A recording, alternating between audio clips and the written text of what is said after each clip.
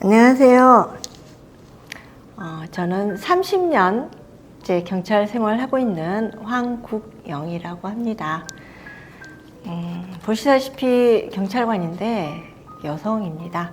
그래서 88년도에 우리나라에 큰 올림픽 행사가 있었죠.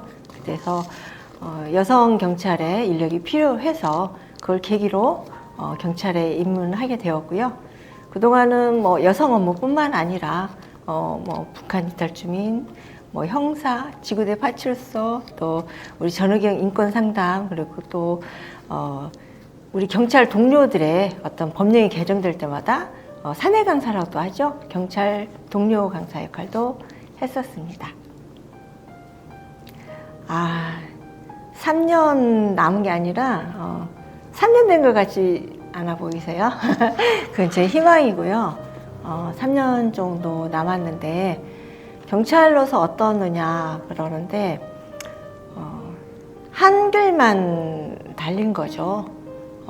다른 거를 생각해 본 적도 없고 사람들이 이게 천직이다라고 하는데 천직이라고 생각해 본 적은 없는 것 같아요.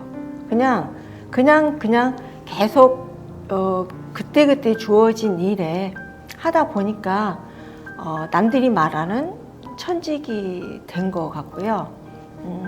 정말 내가 30년이나 했을까 이런 생각도 들고 저한테 잘했다, 애썼다 라고 칭찬도 좀 해주고 싶고요.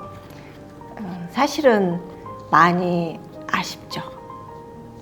가장 기억에 남는 사건을 말하라고 하면 사람들은 보통 내가 어떤 현장에 가서 어떤 큰 강력범을 잡는다 할지 어떤 사람을 살렸다 할지 막 그런 뉴스나 영화에 나오는 그런 얘기를 하는데요.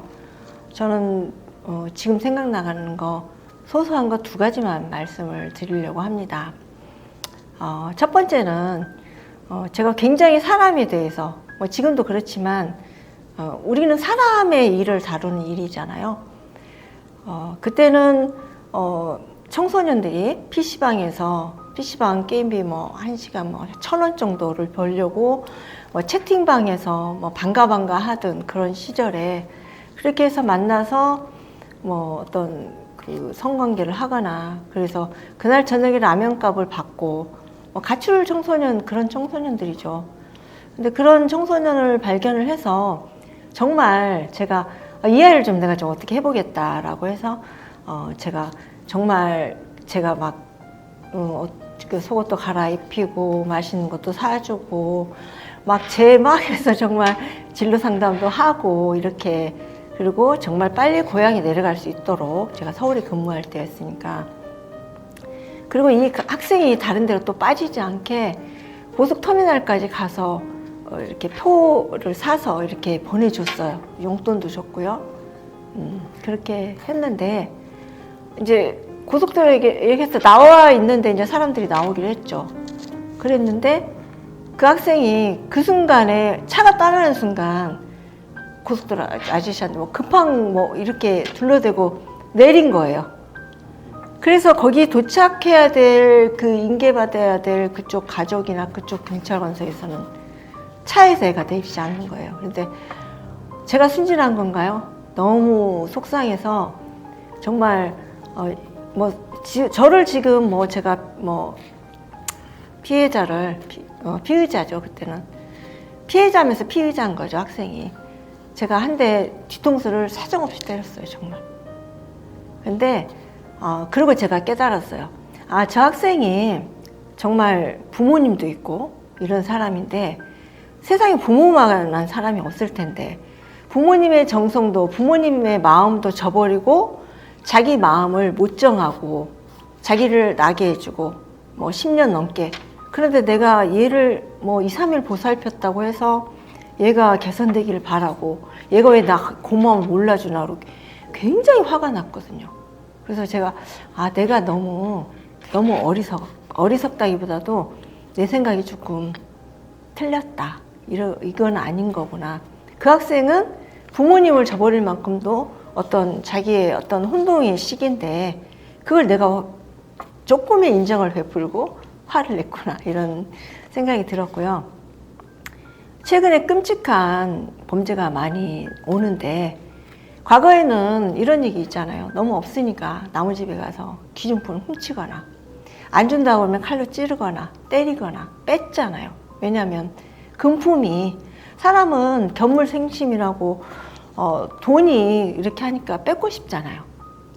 그런데 요즘에는 정말 부모가 자식을 정말 죽을 때까지 때려서 하기도 하고 또 정말 사랑하는 연인 사이에 그리고 또는 부부 간에 막 정말 사랑하는 사람들이 이렇게 하는 사건이 많잖아요. 근데 지금은 스토킹 처벌법이 있고 데이트 폭력법도 있지만 전에는 뭐 남성이 여성을 아니면 여성이 남성을 10번 찍어 넘어서 안 넘어간 남 없다고 해서 계속 쫓아다니고 거절하고 그래도 뭐 이런 게 미덕인 것처럼 그런 게 있었잖아요. 그런데 그런 인식이 많이 남아 있을 때라 법률적으로도 그렇게 강하게 대처를 하지 않을 때였어요. 그런데 어떤 남성이 어떤 여성을 계속 지속적으로 따라다니다가 그 집 앞에서 기다리고 있었는데 그 여성이 이제 다른 남성을 만나서 자기 주거지로 이렇게 들어가니까 집으로 들어가니까 이 남성이 준비했던 칼로 자기를 자해한 거예요. 자기 목을 찔렀는데 약간 길이 좀 언덕이었어요. 그래서 출동을 가는데 내려서 순찰차 하나는 제가 파출소에 있었기 때문에 순찰차는 차를 주차를 하고 저는 막 뛰어 내려가는데 언덕인데 피가 엄청 정말 수돗물 터진 것처럼 내려오는 거예요. 그래서 너무 무섭기도 했지만 이렇게 사람한테 피가 맞나? 이러면 정말 죽었겠다. 막 이런 생각이 들면서 무섭기도 하고 벌벌 떨리기도 하지만 빨리 가봐야 되겠다. 막 그런 마음으로 갔어요. 가서 이제 다른 사람들도 오고 구경꾼도 오고 물론 이제 과학수사반 뭐 감식하는 사람도 오고 또 우리는 112 경찰이니까 초동조치하는 사람이니까 형사들도 오고 이랬는데 저는 경찰은 현장 보존이 중요하잖아요. 이 사람이 또 칼이 꽂혀 있는 상태인데 빨리 빼고 싶은데 뺄 수가 없었어요. 이거 빼면은 더 콸콸 나온다라는 것도 있더라고요. 왜냐면 칼이 이미 박혀 있는 상태에서는 막혀 있는데 빼면 더 솟구친다라고 막 그래서 어떻게 할지 119를 불러놓고 그렇게 하고 지혈을 하면서 그러고 이제 사람들 왔는데 그 순간에도 저희가 또 체증이라고 저희가 현장 사진을 찍어야 될 필요가 있었어요.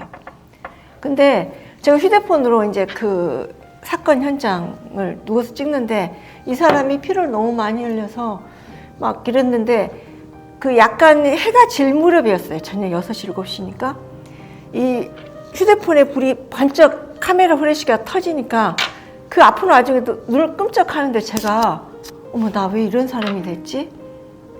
그거를 빨리 이 현장을 체증을 해야 되는 생각을 한 거예요. 근데 그 와중에 피를 많이 흘렸더니 눈을 깜짝하는 게 제가 순간에 내가 너무 이 일에 몰입을 해서 내가 사람이 저렇게 피 흘린 걸 내가 이렇게 찍는 사람이 되었구나 해서 내가 이 일을 해야 되나?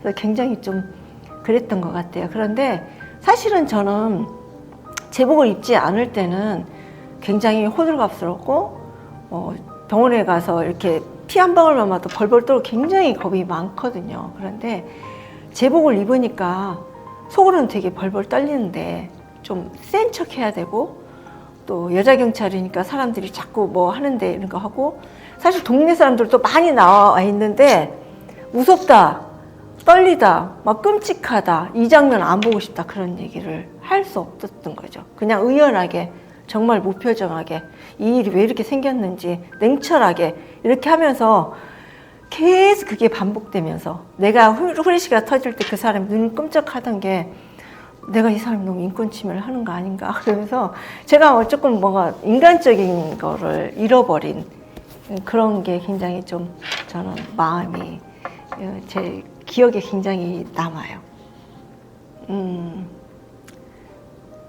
사람들은 자기가 가진 건 소중하게 생각을 잘 못해요. 여행으로 치면 정말 장기 체류한 집이잖아요. 떠나고 싶죠. 떠나고 싶고 여기만 떠나면 살 것 같다 이런 생각도 들고요. 항상 항상 옷을 입고 있기 때문에 경찰 역할을 해야 되는 거죠. 내 마음이, 나의 어떤 기량이 경찰이 아니래도 경찰 역할을 해야 되는 거니까 뭐 거짓으로든 정의롭고 또 힘도 세 보여야 되고 뭐든지 내가 먼저 해야 되고 이런 그런 거였죠. 그래서 우리가 마치 집이 떠나고 싶듯이 정말 빨리 떠나고 싶다. 나 언제까지 이거 해야 되지? 그런 회의도 많이 들었지만 내가 이 직종에 있으면서 평생 나를 성장시켜주게 하고 정말 경제적으로도 내가 먹고 내가 하고 싶은 거 또 내가 사랑하는 우리 가족들을 위해서 내가 경제적인 도움과 또 중요한 거는 나의 주변 사람들이 물론 다 자기 부모님과 자기 직업은 다 영예롭다고 생각을 하지만 저는 그래도 제가 굉장히 자랑스러운 직업이라고 생각을 하거든요.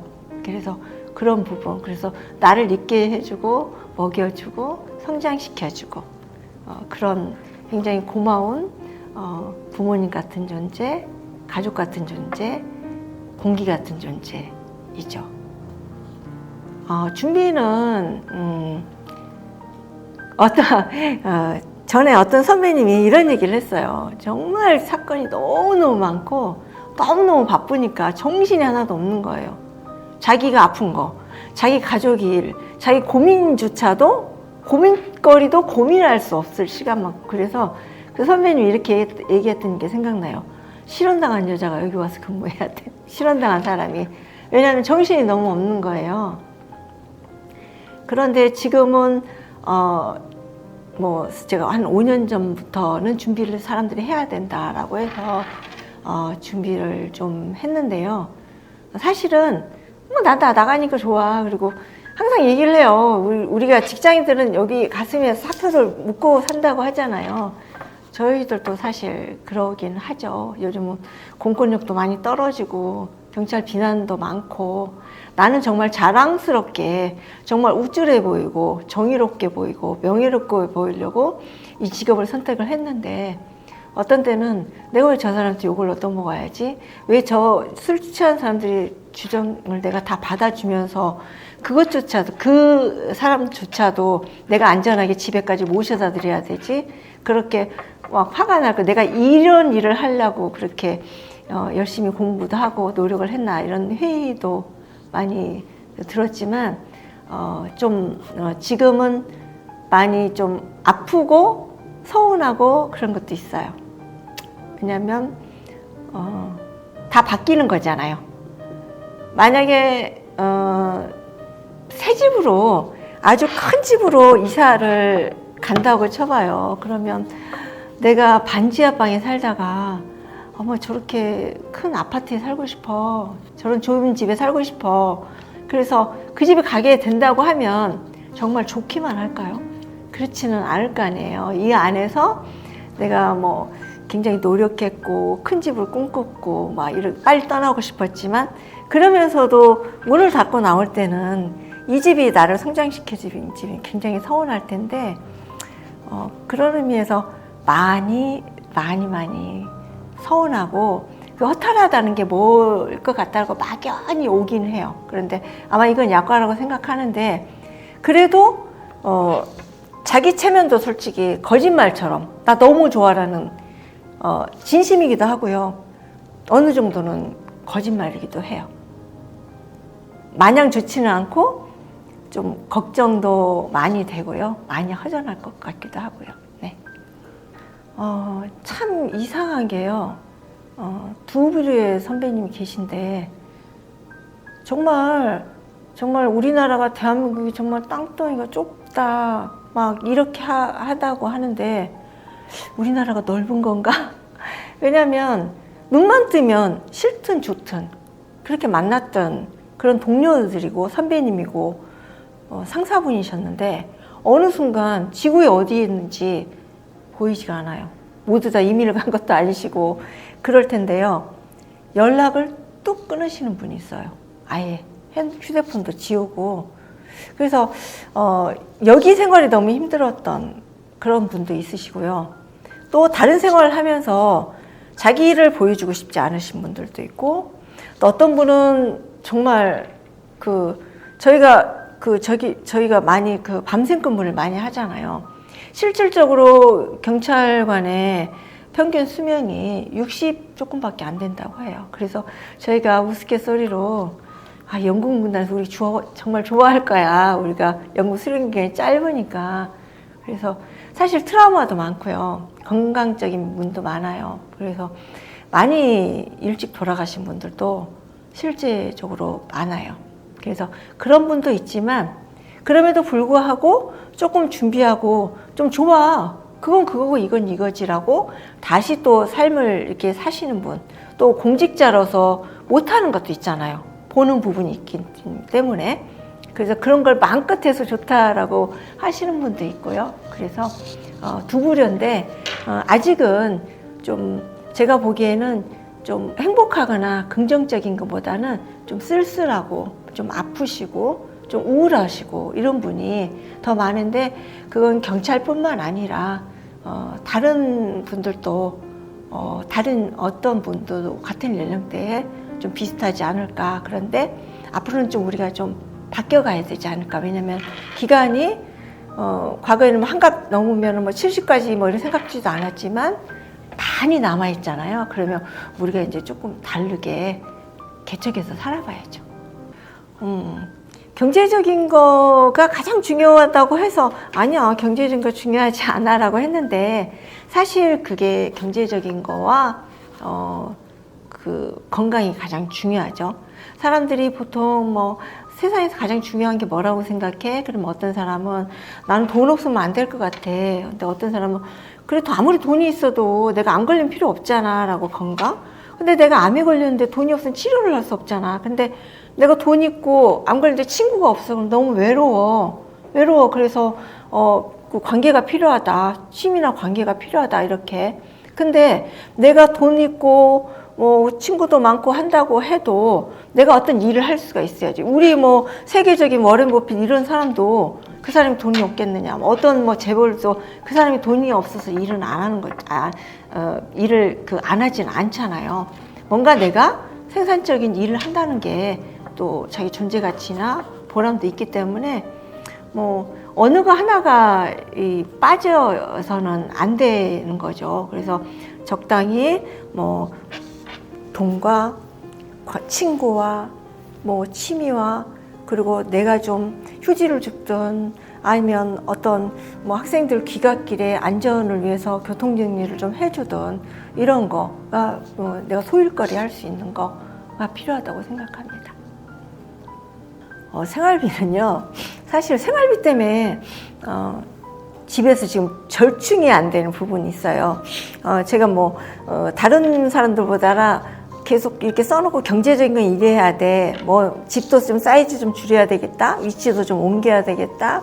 그래야 관리비도 좀 적게 나올 테고 이런 게 있는데, 그게 이제 부부간의 절충이 돼야 되는 거죠. 예를 들면 한쪽은 귀농을 해서 텃밭을 가꾸면서 살고 싶다고 하는데, 한쪽은 나는 벌레가 너무 싫어서 난 이렇게 죽어도 도시에 살까, 그런 게 좀 절충이 돼야 될 것 같고요. 그게 이제 부부가 맞아야 되는 건데, 또 만약에 부부가 맞지 않다면 서로 절충하는 방법도 있다고 생각을 해요. 그래서 집 사이즈를 줄인다 할지 도시를 줄인다 할지, 그래서 그런 거가 서로 같이 할 가족들하고 해야 되는 거죠. 그래서 저는 첫 번째로 뭐든지 사이즈는 줄이려고 해요.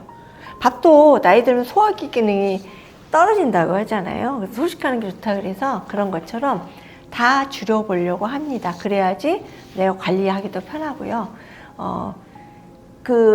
지금은 이자율이 많이 떨어지니까 어떤 경제 전문가가 돈 버는 방법이 뭐예요? 라니까 안 쓰는 게 제일 많이 버는 겁니다. 라고 하더라고요. 그래서 지금 가장 만약에 은퇴 후에 적극적으로 할 수 있다는 거는 덜 쓰고 아껴 쓰고 하는 게 가장 중요하다고 생각합니다. 본 거 말고요. 제가 겪어본 거. 사람들은 자기가 믿고 싶은 것만 많이 믿잖아요. 그래서 정말 사기는 어떤 사람이 당할까 하면 바보 같은 사람, 어리석은 사람, 뭐 모르는 사람, 법에 대해서 무지한 사람은 별로 사기 당할 일이 별로 없습니다. 그런데 정말 체계적인 사람이, 왜냐면 사기라는 거는요, 진짜보다 더 진짜 같은 게 사기잖아요. 그런데 법률적으로는 그게 다 맞습니다. 계약서도 심지어 자기가 쓰고 자기가 한 계약서도 맞고요.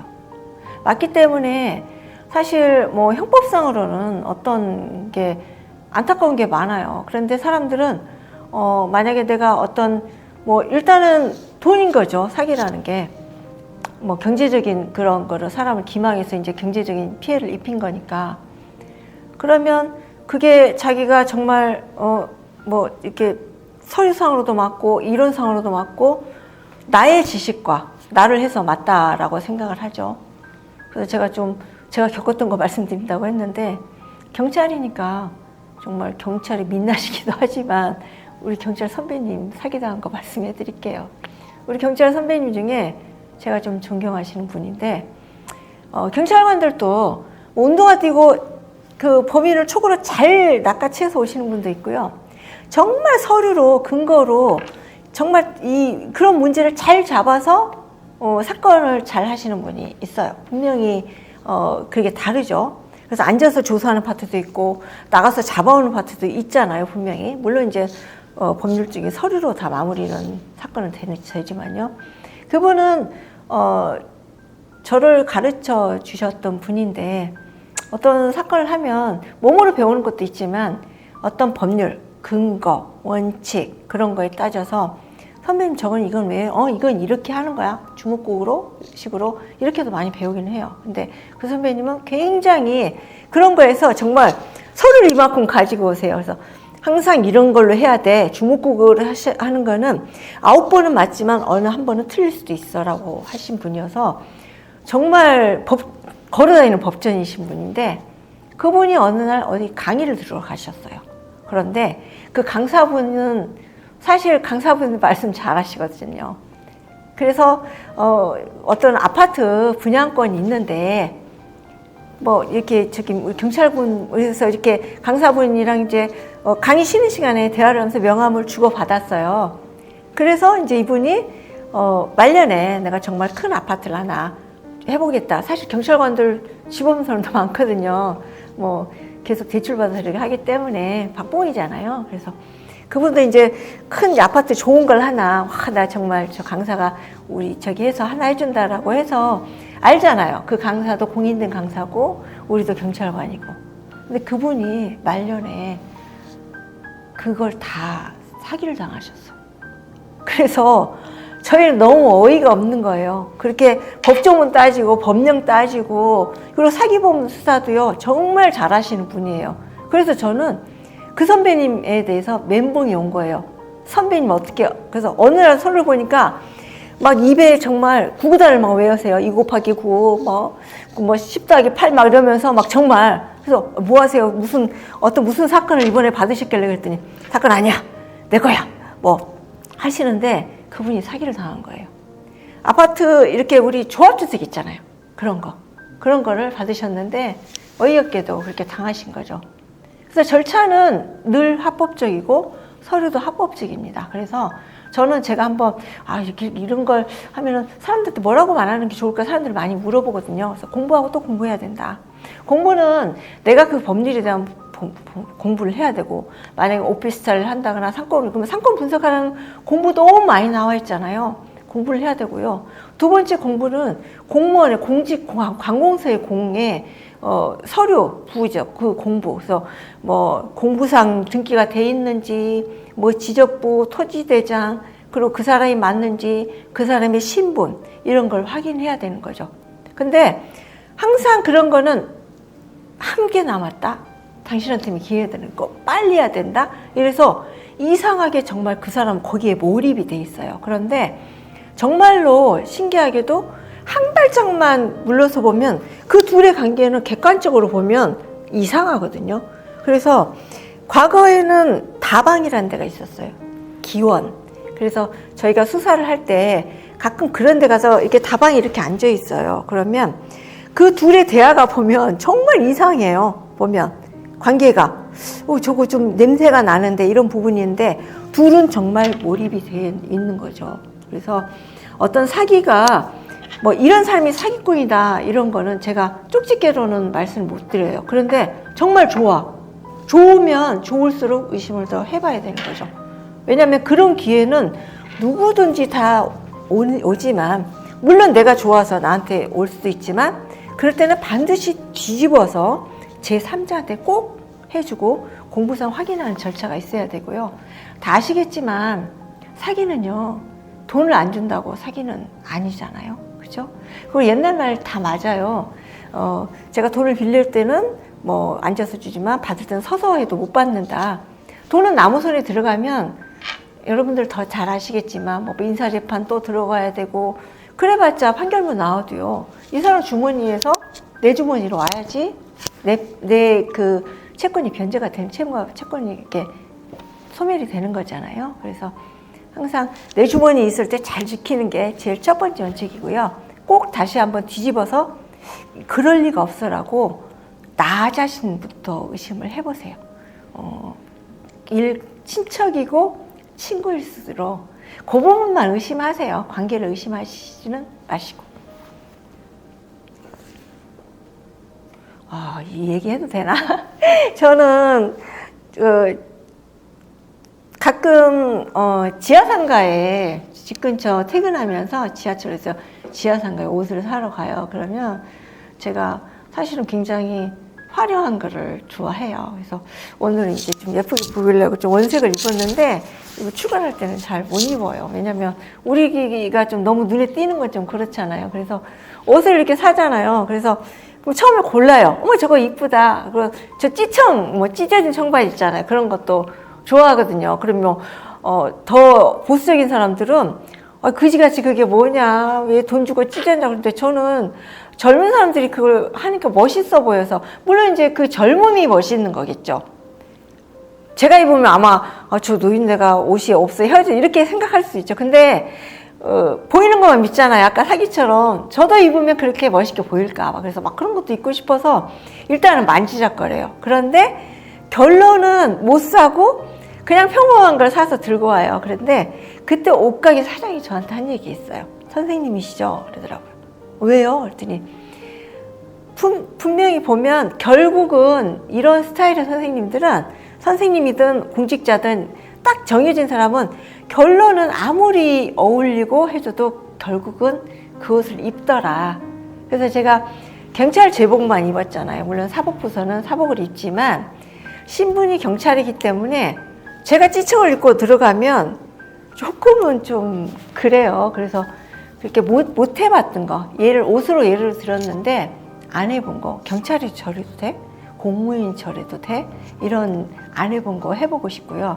남 의식 안 하고 정말 머리도 빨간 머리도 염색도 좀 한번 해보고 싶고, 찢어진 것도 입고 싶고, 정말 건전하게 한다면 저도 클럽에 가서 광란의 밤도 좀 해보고 싶은데 맨날 단속하러만 가고 그게 지겨웠는데, 가끔은 저렇게 놀 수 있는 것도 물론 이제 거기서 사건 사고가 많이 발생해서 그런 게 유흥의 이미지가 저희한테는 안 좋게 하지만 그런 것도 해보고 싶고, 제일 해보고 싶은 거는 내 마음대로 할 수 있는 거.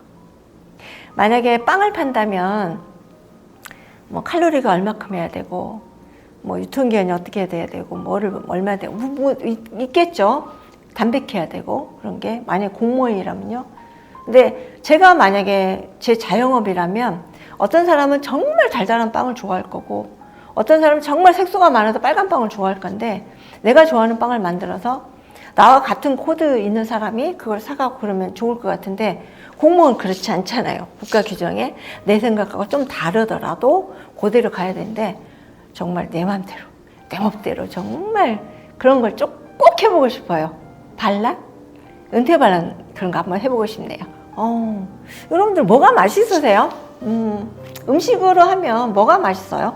맛집에 가죠. 그럼 맛집에 가는데 요즘 맛집도 사람에 따라 다르긴 하죠. 근데 맛집이 보편적이긴 하죠. 그런데 중요한 거는 맛집은 한정돼 있지 않잖아요.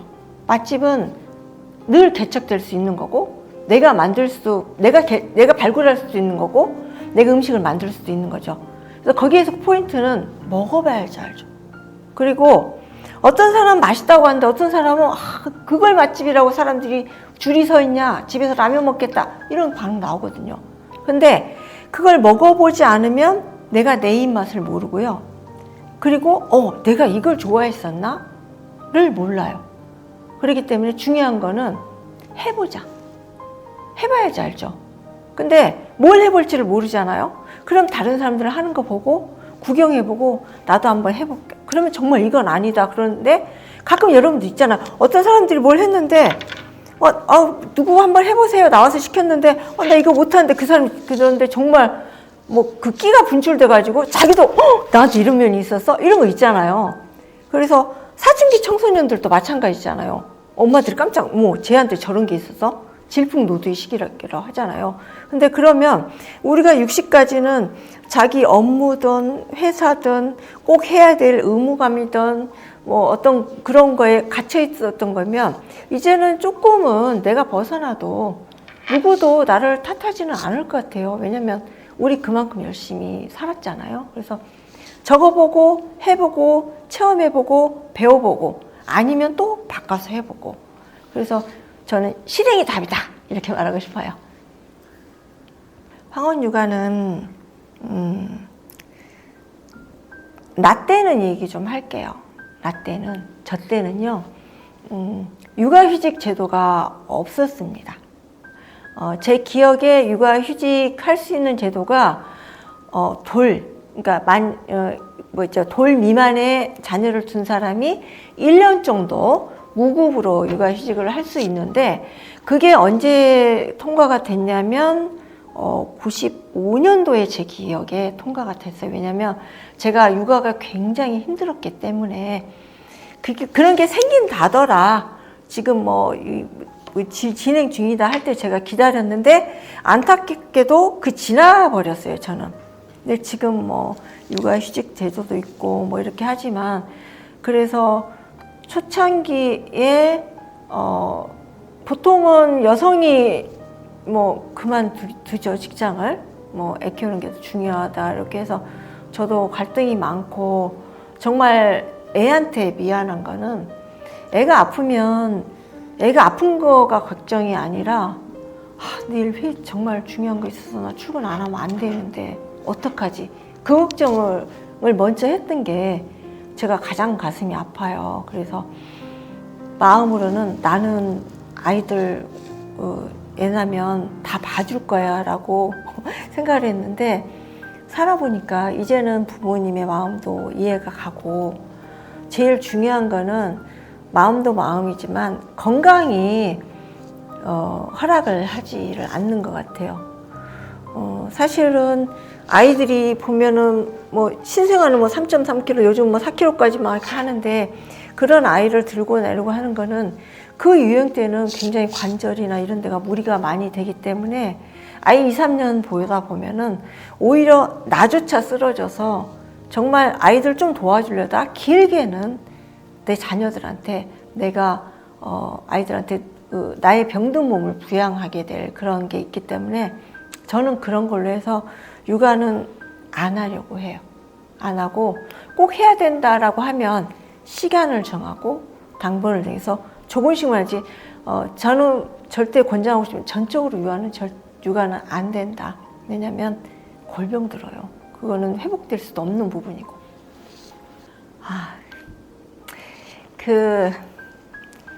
저는 아이들을 키울 때 원칙이 빚을 남기지 말자가 원칙이었어요. 저 후배 2명이 있었는데요. 다 순경이죠. 월급은 똑같잖아요. 근데 한 명의 후배는 부모님이 좀 잘 살으셔서 서울에 30평대 아파트를 하나 물려줬어요.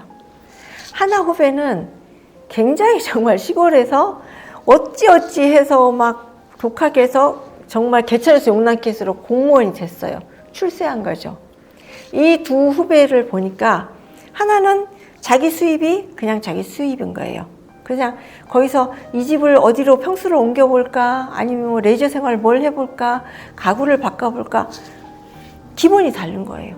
기본이 다른데 이 한 후배는 저기 정말 서울 인접 어디에 조그만 걸 분양을 받았는데 20평 남짓 했어요. 그런데 너무 좋아서 이 친구가 우리 과 전체에 앉을 자리도 없는데 집들이를 한 거예요. 근데 사실 저희는 속으로 거기까지 가기가 너무 멀었는데도 근데 그 후배가 그렇게 행복해하는 게 베란다라도 할 것도 없는 정말 조그만 아파트인데 거기에 조그만 탁자와 테이블이 의자가 2개 있는 거예요. 저녁에는 와이프랑 여기서 커피를 마시면서 낭만을 즐기다고 하는데 너무 다른 거예요. 그래서 이런 거죠.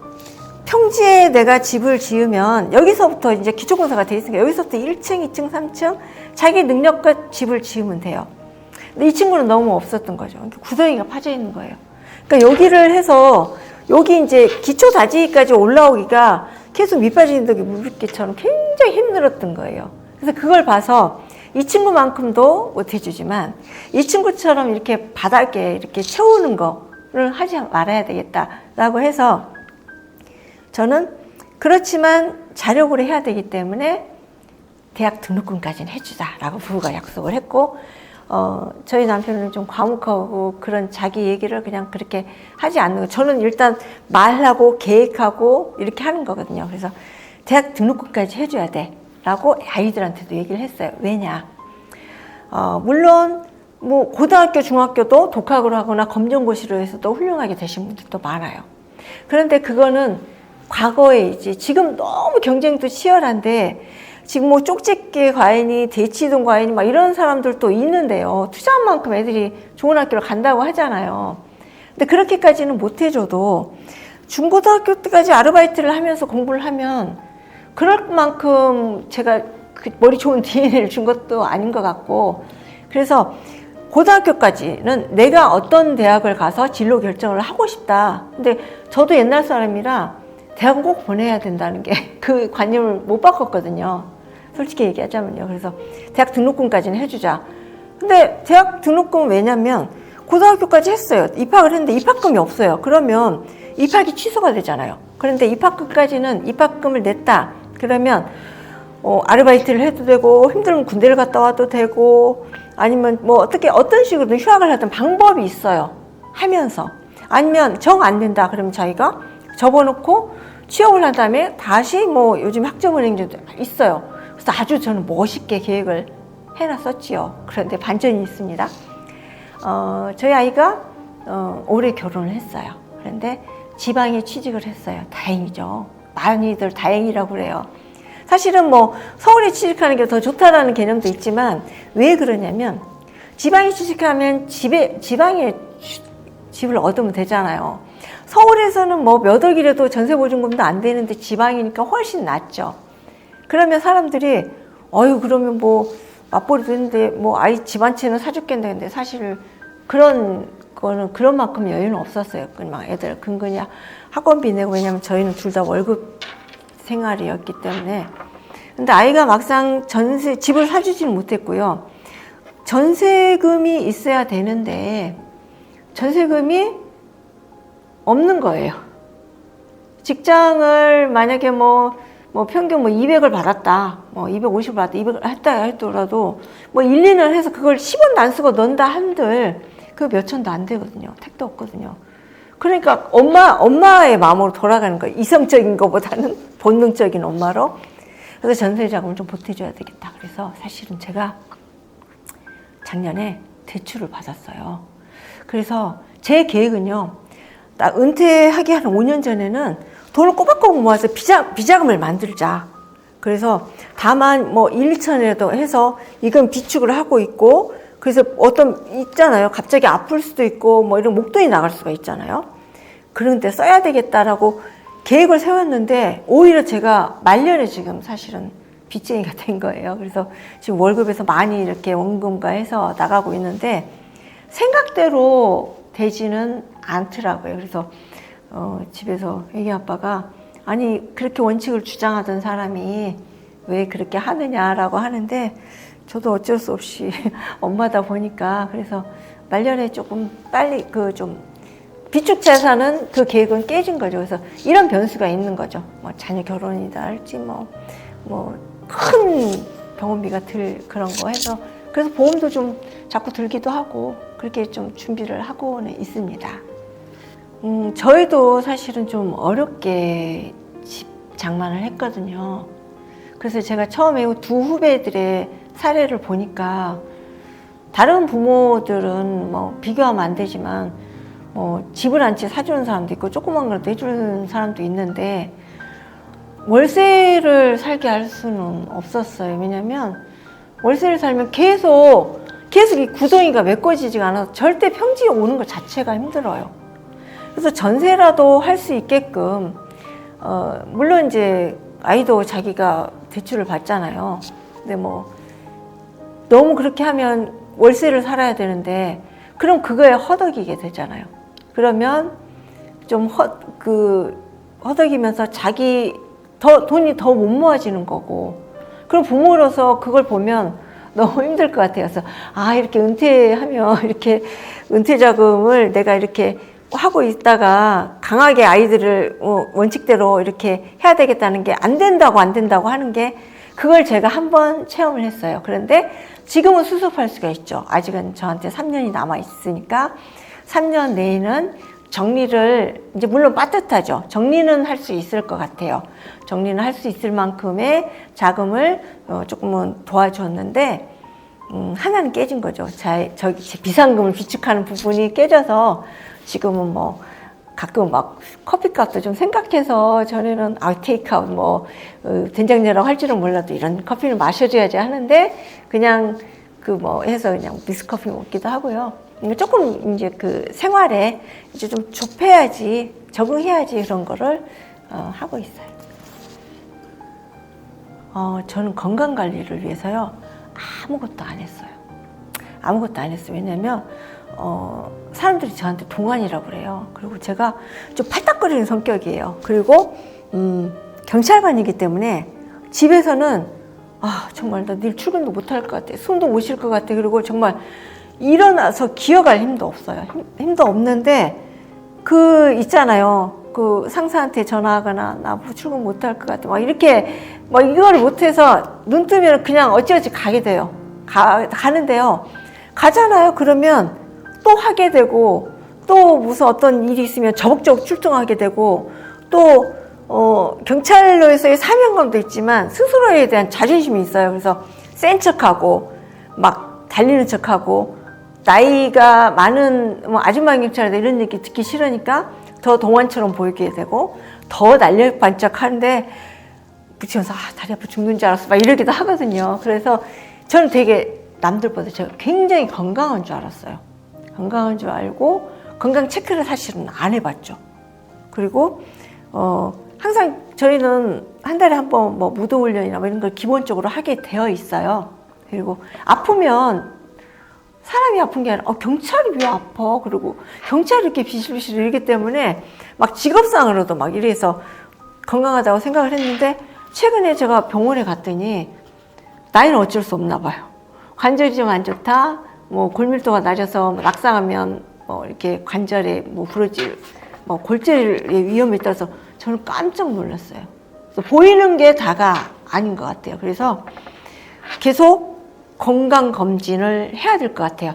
제가 아까 사기 당하는 것도 분명히 전문가한테나 서류를 떼어보라고 그랬잖아요. 건강도 마찬가지 같아요. 내 느낌은 내 몸이 나한테 말해줘요. 그런데 말해주긴 하는데 직장인들은 아파도 내 몸이 받아주는 신호를 왜냐면 일어나기 싫고 출근하기 싫고 아픈 거는 몸이 아프거나 아니면 스트레스가 많거나 어떤 신호가 오는 거거든요. 근데 쉴 수가 없다 보니까 계속 누적이 된 거죠. 근데 앞으로는 그렇다 치면 나이도 있기 때문에 분명히 병원에 가서 열도 재봐야 되고요. 좀 다리가 아프면 사진도 찍어가야 돼요. 그러면 우리가 어떤 토지 계약을 할 때 토지 도장을 떼보는 것처럼 스캔하면 다 나와요. 그 데이터를 중심으로 내가 어디가 약한지, 뭐가 필요한지, 어떤 운동이 필요한지 해야 되는 거죠. 그래서 일단은 걷기 운동이 제일 좋다고 하니까 지금은 계속 걷고 있어요. 걷기 운동을. 제가 아까 옷가게 얘기를 했는데요. 안 해보는 거 해보고 싶은 거, 그리고 남 눈치 보지 않는 거. 왜냐면 나잖아요. 그전에는 나가 아니었어요. 대한민국 경찰 공무원 누구, 또 이 사건을 책임져야 될 누구, 또 누구의 엄마였고 누구의 아내였고 뭐 이런 부분이 있는데 지금 나잖아요. 나도 좀 내 맘대로 좀 살자. 나도 좀 내 맘대로 살고 싶어.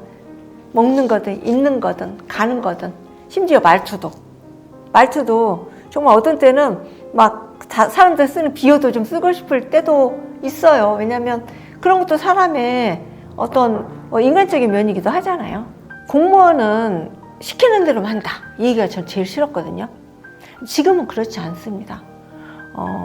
제가 처음에 했을 때는 항상 뭐 봄에 해야 되는 행사, 뭐 불법 무기 신고 기간, 불온선제 기간, 뭐 수배자 검거 기간, 그 기간에는 그걸 하고 뭘 하고 이렇게 정해져 있었어요. 그러면 물론 이제 그 시기에 그런 일이 많이 발생하니까 또 대대적으로 하니까 이런 것도 있어요. 그래서 공무원은 원칙대로 시키는 것부터 한다, 이런 것도 좋겠는데, 단점은 공무원은 창의력이 없다, 생각을 안 한다, 뭐 이런 게 싫었거든요. 그리고 어떤 때는 나도 내 마음대로 해보고 싶은데 자영업이 아니잖아요. 국가의 규정대로 해야 되는 거고. 그래서 튀는 행동을 하면은 그게 성공적이면은 할 수가 있지만 반대로는 비난도 올 수 있거든요. 그래서 그렇게 마음대로 해보지 못한 부분이 있기 때문에, 뭐 예를 들면 옷차림을 내가 마음대로 내 개성을 발휘하는 것처럼 다른 직업 같은 것도 만들어 보고 싶어요. 어떤 걸 계속해서 어떤 수요자가 생기면 내가 그걸 전수해 주면서 거기서 수익 창출도 될 수 있을 거고, 내가 정말 내가 너무너무 재밌어 하는데 나만 그렇게 재밌는 방법을 안다, 뭐 악기든 스포츠든. 근데 어떤 사람이 나도 그렇게 재밌게 그렇게 하려면 어떻게 해야 돼? 그러면 가르쳐 주면서 그 사람도 나한테 어떤 이 반대급부적인 뭐 대가를 주면 그 수입도 될 수 있잖아요. 그래서 안 해본 것도 해보고 마음대로 해보고 내가 소신 있게 판단하고 결정하는 거, 그거 꼭 해보고 싶어요. 이 구독자를 보시는 분들은 아마 은퇴라는 검색어가 마음에 있기 때문에 이 채널에 오신 것 같아요. 그래서 아마 저와 비슷한 연령이 아니실까 이런 생각이 듭니다. 물론 다른 계층이 있는 분들도 우리 은퇴자들이 어떤 게 고민이 있나 그런 걸 알고 싶어서 오신 분도 있겠지만, 제가 여기에서 이렇게 두서없이 뭐 어떤 정보도 아니고 정말 한 사람의 푸념이나 수다로만 될 수 있는 거를 제가 이렇게 나와 있는 얘기를 하는 거는요, 가장 큰 이유는 제가 뭐든지 해봐야 된다 그랬잖아요. 여기에서 인터뷰를 하는 거를 제가 여기까지 와서 결심한 이유는요, 해보는 겁니다. 제가 태어나서 연예인도 아닌데 어떤 카메라를 보면서 남을 향해서 저는 이런 사람이에요, 이렇게 말을 한다는 게 대단한 사람도 아니고요, 유명한 사람도 아니고 누구한테 가르칠 만한 사람도 아닌데 제 얘기를 이렇게 한다는 게 어떻게 보면은 있을 수도 없는 일일 수도 있어요. 그렇지만 또 저같이 평범하신 분들도 그래, 저렇게 평범한 사람도 저렇게 얘기를 하는데, 그래, 나도 좀 책을 한번 써볼까? 나도 이런 자리가 있다면, 아니면 나도 셀프 촬영해서 내 이야기 좀 늘어볼까? 요즘 뭐 70대 방망래 하는 유튜브도 있잖아요. 그래서 해보시는 거예요. 그럼 보면 제가 좀 기준이 됐으면 좋겠어요. 쟤보다는 저렇게 하려면 안 하겠어, 이런 것도 될 수도 있고요. 저는 태어나서 오늘 방송 출연했잖아요. 해봤고 카메라를 의식하면서 조금 더 예쁘게 보이려고 노력도 하고, 또 내 생각이 좀 다른 사람한테 저런 것도 있구나라고 도움이 될 수 있게 얘기하려고 저도 막 노력하면서 생각을 하고요. 또 제가 말을 하다 보니까 그렇구나, 그러고 아까 슬픈 일이 아니라 행복한 일이다, 그래서 정말 행복한 일인가 또 다시 저한테 다시 한 번 더 질문을 하게 되고요. 그래서 중요한 거는 저와 같은 연령대 분들이 서로 공유하시는 게 가장 좋을 것 같아요. 왜냐하면 우리는 같은 시대를 살았고요. 앞으로도 같이 살아야 되고요. 그러다 보면은 물론 젊은 사람들과도 관해야 되지만 우리 마음은 우리가 제일 많이 알잖아요. 그래서 서로 어렵고 서로 잘못하고 이런 것도 그래서 친구처럼 동반자처럼 그런 역할이 되고 싶어서 왔고요. 해보세요. 재밌어요. 그리고 뭐든지 실행이 답이다 했어요. 그러면 저처럼 여기에 앉아 있는데 정말 스타가 나올 수 있겠죠. 어머, 저 사람이 화면도 잘 받고 말도 잘하고 별 얘기 안 해도 저 사람이 말하면 웃겨 막 이런 것도 있을 수 있고요. 만약에 또 제가 했는데 만약에 안티나 막 악플이 생긴다 그러면 저는 한 번도 유튜버들은 어떻게 되는 걸까? 성공하는 사람은 어떻게 하는 걸까? 막연히 생각만 했는데 정말 아니다 그러면 저는 이날로 이거는 접겠죠. 그렇죠? 그렇지만 하나를 실행해서 하나의 결론을 얻었기 때문에 어때요? 저는 다음에는 그럼 이건 아니고 다른 거 또 해봐야지고 어디엔가에서 저는 또 다른 거를 해보려고 꿈꿀 거예요. 그래서 저는 앞으로 이렇게 살아갈 거고요. 혹시 제가 좌절하더라도 좌절하겠죠, 당연히. 그리고 제가 스스로 반은 진짜고 반은 거짓말이라고 그랬잖아요. 슬퍼요. 그리고 슬픈 것도 진짜고요. 행복한 것도 진짜예요. 두 개 다요.